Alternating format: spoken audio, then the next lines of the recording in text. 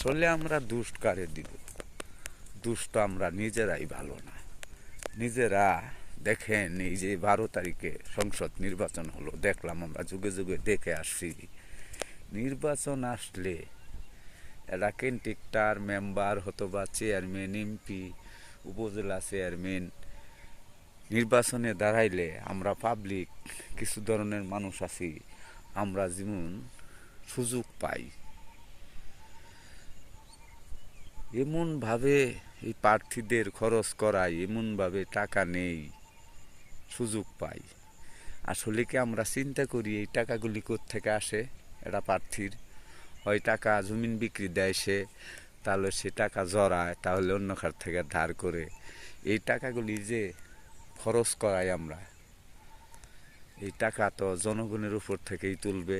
আর যদি আমরা নিজেরা সবাই ভালো হইতাম, বাংলাদেশের মানুষ, যে আমরা একজন মেম্বার, চেয়ারম্যান, জনপ্রতিনিধির কাছ থেকে 1 টাকাও খাবো না, একটা বিড়িও খাবো না, একটা পানও খাবো না, আমাদের ভোট আমরা মূল্যবান ভোট আমরা যোগ্য ব্যক্তিকে দিব, ভালো মানুষকে দিব, তাহলে আশা করি ওই জনপ্রতিনিধি মনে হয় আমাদেরকে ঠকাইতো না।